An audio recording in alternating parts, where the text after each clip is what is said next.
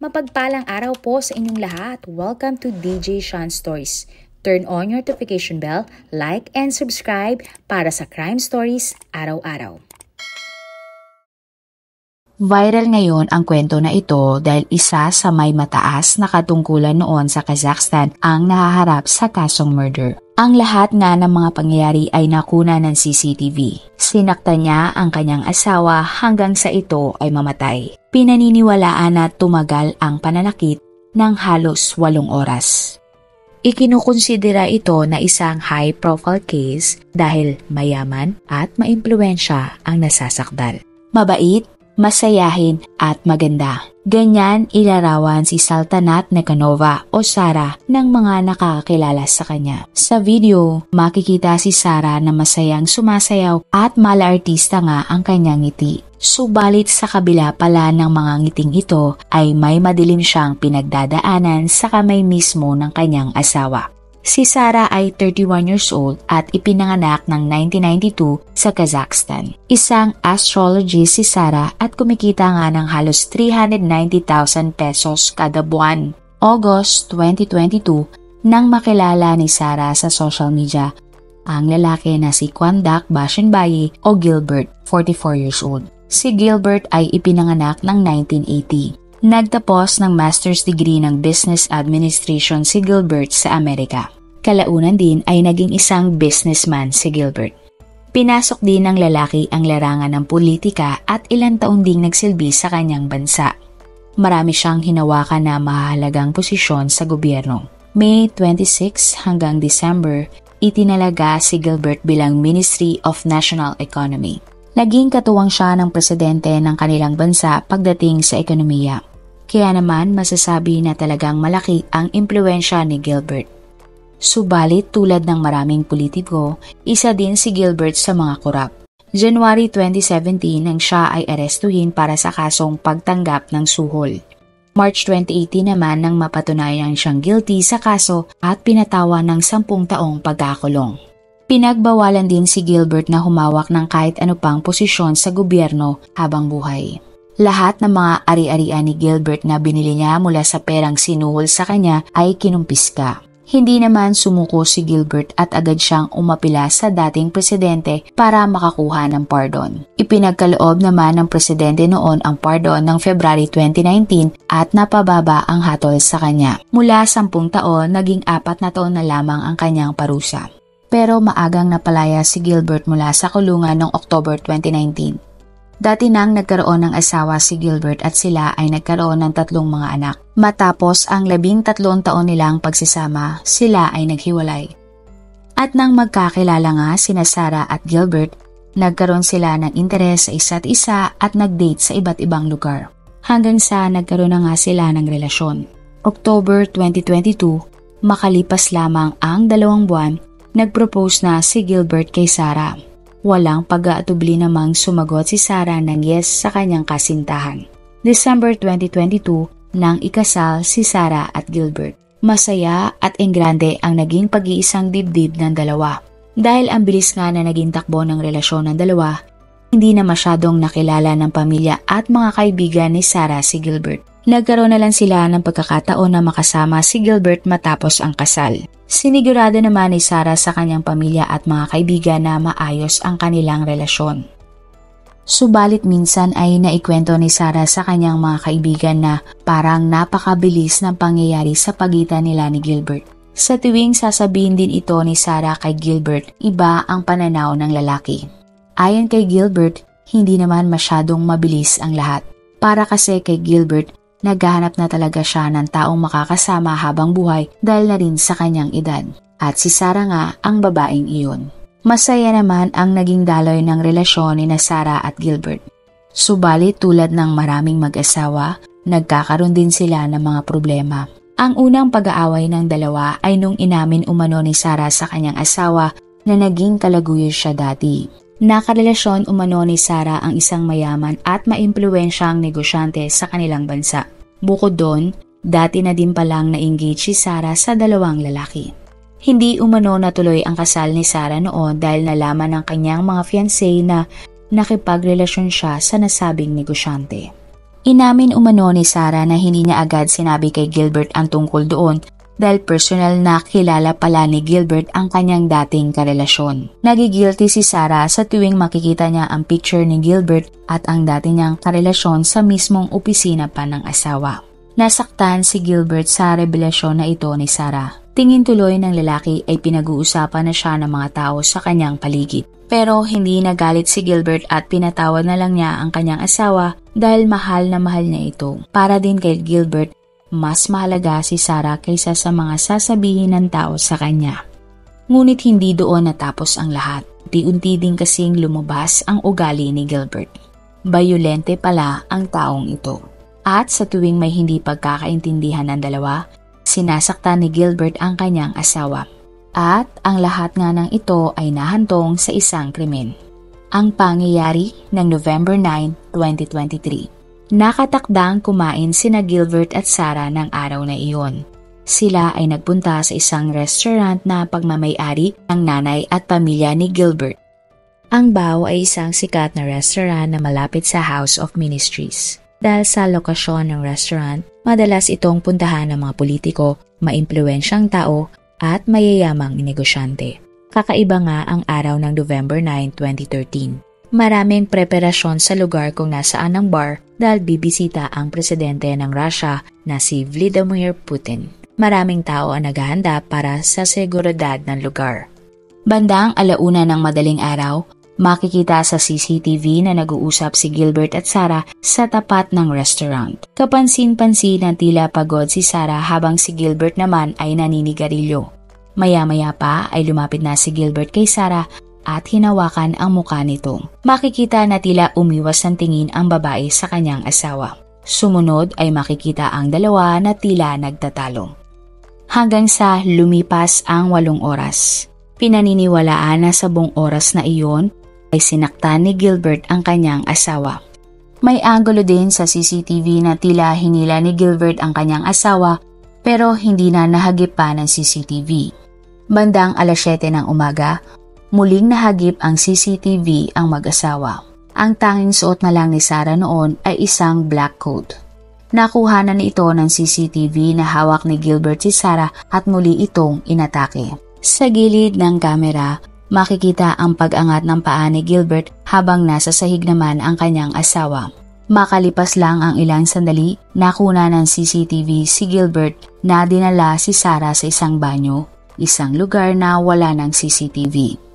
Pinaniniwalaan na 8 oras na ganon ang sitwasyon ng dalawa. Matapos nito ay wala nang nakaalam sa nangyari pa kay Sarah. Sinabihan naman ni Gilbert ang lahat ng staff ng restaurant na nakakita sa krimen na huwag tumawag ng ambulansya. Iniwan ni Gilbert si Sarah sa isang VIP room ng restaurant. Tinawagan ni Gilbert ang kanyang kapatid na pangalanan na lang nating Samuel. Pinapunta ni Gilbert si Samuel sa kwarto kung saan nandun din si Sarah. Doon na nakita ni Samuel ang babae na akala niya ay tulog lamang. Pero napansin ni Samuel na may mga bakas na nandunggo sa kwarto. Inutusan din ni Gilbert si Samuel na kunin ang cellphone ni Sarah at itago ito. Nilagyan din ni Samuel ng kumot si Sarah dahil utos din iyon ni Gilbert. Maging ang mga kuha ng CCTV ay ipinabura ni Gilbert kay Samuel. Makalipas ang 8 oras, may mga nakakita kay Gilbert na kumakain kasama ang ibang babae. Ang nasabing babae ay kamukhang-kamukha ni Sarah. Ipinasuot ni Gilbert sa babae ang katulad na damit ni Sarah. Pagkatapos ay nakita na sabay lumabas ang babae at si Gilbert sa restaurant. Pinagmukha ni Gilbert na kasama pa niya ang asawa kahit hindi naman na. Bukod doon, may isa pang kinitang babae si Gilbert at pinaniniwalaan na may nangyari pa sa kanilang dalawa. Makalipas ang 17 oras, tumawag na si Gilbert ng ambulansya. Nagawa lang ito ni Gilbert dahil hindi na natuloy ang pagbisita ng presidente ng Russia sa lugar na malapit sa restaurant. Nasa isip kasi ng ex-minister na ayaw niyang magkaroon ng komosyon kapag dumating ang mga ambulansya at mga pulis. Bandang 5:00 ng hapon, dumating ang mga paramedics at sinubukan nilang iligtas si Sarah. Habang si Gilbert at Samuel naman ay nasa gilid lamang nagkwekwentuhan. Sa kasamang palad, Dineklara na ng mga paramedics na wala ng buhay si Sarah. Sa inisyal na investigasyon, sinabi ni Gilbert na aksidenteng nadulas sa banyo ang kanyang asawa. Tumama siya sa matigas na bagay at namatay. Subalit ng gabing iyon ay inaresto ng mga pulis si Gilbert at si Samuel. Laking gulat naman ang pamilya ni Sarah nang malaman ang nangyari. Hindi makapaniwala ang kapatid ni Sarah na si Itebeck O'Brien sa nangyari sa kanya. Sinabi niya na hindi siya titigil hanggat hindi niya nakakamit ang hustisya para sa kapatid. Maging ang mga kaibigan ni Sarah ay labis na nalungkot sa kanyang sinapit. Base sa autopsy report, maraming tinamong pinsala si Sarah na kanyang ikinamatay. Bukod doon, may mga sugat din ito na dati pa niyang nakuha. Kinasuhan si Gilbert ng murder at si Samuel naman ay kinasuhan din para sa pagtulong niya sa kanyang pinsan. Pareho silang ikinulong habang naghihintay ng trial. Ang salaysay ni Gilbert. Ayon sa kanya, sa pagdaan ng mga araw ay nag-iba na si Sarah. Naging selosa ito at possessive. Maya't maya raw siyang tinatawagan ni Sarah para alamin kung nasaan siya, kung ano ang kanyang ginagawa at sino ang kanyang mga kasama. Sa tuwing kukumprontahin naman ni Gilbert si Sarah tungkol sa issue, nagagalit umano ang babae. Isang beses nga na hindi nasagot ni Gilbert ang kanyang tawag, wala daw ang kanyang asawa sa kanilang bahay. Dala na ni Sarah ang kanyang mga gamit at sa isang hotel na tulog. Ganun daw lagi ang kanilang sitwasyon. Mag-aaway sila, aalis si Sarah at sa hotel matutulog ng ilang araw. Pagkatapos ay uuwi si Sarah na parang walang away na nangyari. Bukod doon, kahit na nilalayasan umano ni Sarah si Gilbert, siya pa din ang nagbabayad sa hotel at iba pang gastos ng kanyang asawa. Wala naman daw kasing sariling pera si Sarah. Idiniin din niya na lahat ng pangangailangan ng kanyang asawa ay kanyang binibigay. Binibigyan niya si Sarah ng 172,000 pesos kada buwan. Hindi din niya nakakalimutan na bilhan si Sarah ng mga mamahaling gamit, bag, sapatos at damit. Marami din kasambahay at driver si Sarah na galing din kay Gilbert. Sinabi din niya na halos wala ng araw ginagawa ang kanyang asawa sa bahay. Tanging gusto lang ni Gilbert ay ipagtimpla siya ng kape ni Sarah bago siya pumasok sa trabaho. Nais din sana niya na ipagluto siya ng hapunan ni Sarah. Subalit kahit daw iyon ay hindi magawa ni Sarah. Minsan, buong araw lang daw itong tulog. Kinaiinis na nga daw ito ni Gilbert dahil ibang-iba siya sa dati niyang asawa. Iginiit ni Gilbert na minsan lang niyang sinaktan si Sarah. Mahal na mahal niya ito kaya hindi niya ito kayang saktan. Ang pahayag ng pamilya at mga kaibigan ni Sarah. Nang pumutok na ang balita sa sinapit ni Sarah, nagsalita din ang kanyang mga minamahal. Lahat umano ng sinabi ni Gilbert ay pawang kasinungalingan lamang base sa kanila. Iginiid ng mga nakakakilala kay Sarah na sa loob ng 11 buwan, 12 beses sinubukang layasan ni Sarah si Gilbert. Ito daw ay dahil palaging sinasaktan ni Gilbert si Sarah tuwing sila ay mag-aaway. Halos lahat ng malapit kay Sarah ay nakita ang bakas ng kanyang mga sugat sa katawan. Sa tuwing mangyayari ito, humingi lang ng tawad si Gilbert kay Sarah. Papatawari naman ng babae ang kanyang asawa at babalik sa kanilang bahay. Mahal na mahal daw kasi ni Sarah ang kanyang asawang si Gilbert. Ayon pa sa kanila, ang totoong nagmamanipula at kumokontrol kay Sarah ay si Gilbert. Hindi umano pinapayagan ng lalaki ang kanyang asawa na magtrabaho. Ayaw din nito na umalis si Sarah para makasama ang kanyang mga kaibigan. Dagdag pa nila, gusto lang ni Gilbert na siya lang ang laging kasama ni Sarah. Kinuwento din sa kanila ni Sarah na buong gabi daw ay nagkukwento si Gilbert sa asawa at hindi siya pinapayagang matulog. Isang beses may nabasa umano si Gilbert na palitan ng mensahe ni Sarah sa kanyang mga kaibigan. Hindi naman iyon tungkol kay Gilbert pero nagalit daw ito. Inaway nito si Sarah at sinaktan pa. Mayroon ding pinapagawa si Gilbert kay Sarah na hindi niya gusto. At ang malalaswang video na iyon ay gagamitin umano ni Gilbert laban kay Sarah. Nagpatotoo din sa korte ang dating asawa ni Gilbert. Sinabi niya na hindi talaga nagpapatulog si Gilbert hanggat hindi siya natatapos magkwento. Sa tuwing siya ay aantukin ay nagagalit daw si Gilbert. Kapag puyat si Gilbert ay dapat puyat din siya. at kapag gising na ito ay dapat gising na rin siya. Ayon naman sa kapatid ni Sarah na si Brian, may sariling pera ang kanyang kapatid. Malaki ang sinasahod ni Sarah mula sa kanyang astrology readings. Pero matapos ikasal kay Gilbert, hindi na siya nakapagtrabaho pang muli. Dagdag pa niya, may sariling apartment si Sarah bago pa niya makilala si Gilbert. Nagsisinungaling din daw si Gilbert na binibigyan nito ng pera si Sarah. Dahil dumating nga sa punto na nangungutang na si Sarah sa iba't ibang mga tao. Ang investigasyon. Wala naman masyadong nakuhang ebidensya ang mga pulis sa cellphone ni Sarah. Ang isang cellphone naman nito ay sira. Ayon kay Gilbert, nasira iyon dahil binato ng kanyang asawa ang cellphone sa kanya matapos nilang mag-away. Inamin naman ng lalaki na sa kanyang galit ay nasampal niya ito. Bago nga ang krimen ay binila niya ng bagong cellphone ang asawa. Kaya wala pang masyadong laman ang cellphone nito. Subalit sa pagsisiyasat ng mga eksperto, may mga na-retrieve silang notes ni Sarah sa kanyang cellphone. Base sa report, sinabi ni Sarah na, "Aalis na ako, wala na talagang pagmamahal sa pagitan namin. Hindi ko na kaya pang ilagtas ang relasyon namin." Ni hindi nga humingi ng tawad si Gilbert sa akin matapos niya akong lokohin. Ako lang ang sinisisi niya sa lahat at gusto niya pang sumailalim ako sa therapy. Sana ay mapatawad ako ni Gilbert. Sana ay hayaan niya na lang akong lumayo. Sa mga magulang ko na lang ako tutuloy dahil alam kong maaalagaan nila ako. Napag-alaman din ng mga pulis na sumailalim pala ang mag-asawa sa marriage counseling.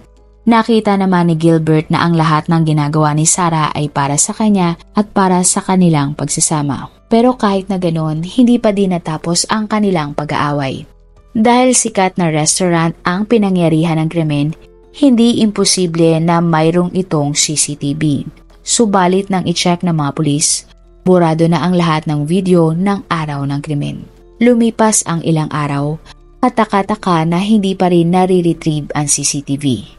Subalit bago magsimula ang trial ay nagawa ng mga pulis na makuha ang naburang CCTV video ng loob ng restaurant.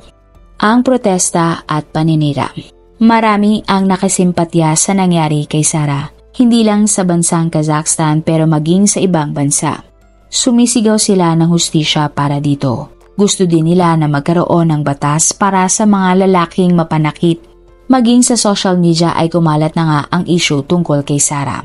Ilan naman sa sumaybaybay sa kaso ni Sarah at Gilbert ay nangangamba na baka hindi makuha ng babae ang hustisya.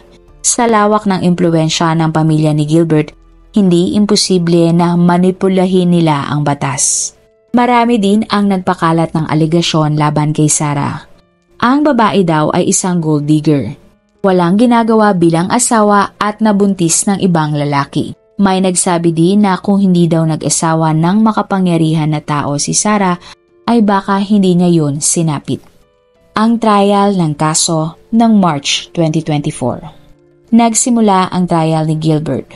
Nang una ay nag-plead ng not guilty si Gilbert laban sa mga kaso sa kanya. Ngunit kalaunan ay inamin niya din ang mga pangyayari dahil nga nailabas ng prosekusyon ang mga kuha ng CCTV sa loob ng kanilang restaurant. Hindi umano intensyon na Gilbert na mapatay si Sarah at wala siyang motibo sa krimen. Ayon kay Gilbert, lasing umano si Sarah kaya natumba ito at tumama sa matigas na bagay. Iyon daw ang dahilan bakit marami itong mga pasa. Marami umanong nainom si Sarah at tila nagwawala. Prinubok umano ni Gilbert ang kanyang asawa kaya nasaktan siya ni Gilbert. Bukod doon, pinagsalitaan na umano ni Sarah si Gilbert ng masasamang salita. Lalo pang ikinagalit ni Gilbert sa kanyang asawa nang itapon nito at i-flash umano ni Sarah ang binigay niya na mamahaling alahas. At doon na nga daw nagsimulang magalit si Gilbert. Dagdag pa ni Gilbert, lahat naman ng mag-asawa ay may alitan. Inamin ni Gilbert na alam niya na hindi maayos ang lagay ng kanyang asawa.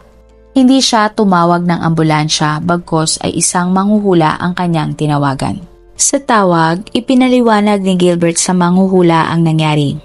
Ayon naman sa manghuhula, maayos ang lagay ni Sarah. Nagpapahinga lang ito at magigising din kalaunan. Kaya tingin ni Gilbert ay buhay pa noon si Sarah. Dagdag pa niya, hindi niya ipinagkakaila na nagkaroon siya ng relasyon sa ibang babae. Pero iyon ay nangyari dahil lagi siyang iniiwan ni Sarah. Akala daw ni Gilbert ay single na siya at pwede nang gawin ang lahat. Nagalit naman si Sarah nang bumalik siya sa bahay at nalaman ang kanyang pangloloko. Subalit para sa prosecution, may mga ebidensya silang hawak na ilang beses tinakot ni Gilbert ang kanyang asawa. Sa cellphone ni Gilbert, nahalungkat nila ang isang video.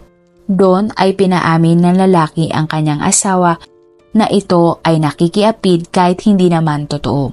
Pinabulaanan naman ni Gilbert ang tungkol sa video na kanyang hawak laban sa asawa. Hindi daw totoo na mayroong ganong bagay na nangyari. Ipinakita naman ni Brian ang mga larawan ni Sarah na may mga pinsala sa muka. Maging ang mga text ni Sarah na siya ay sinaktan ni Gilbert ay ipinakita niya sa korte. Ayon sa abogado ni Sarah, hindi aksidente ang nangyari.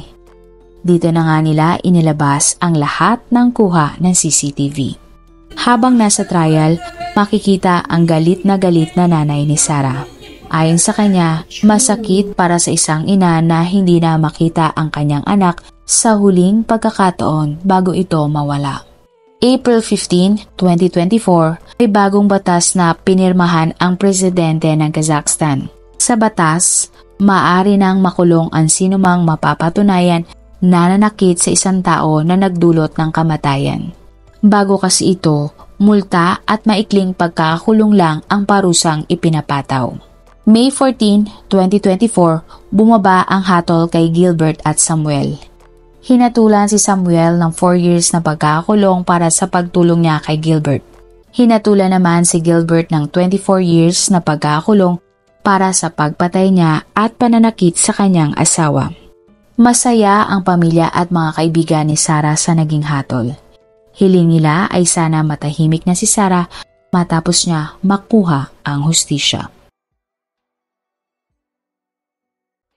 Marami pong salamat sa inyong panonood.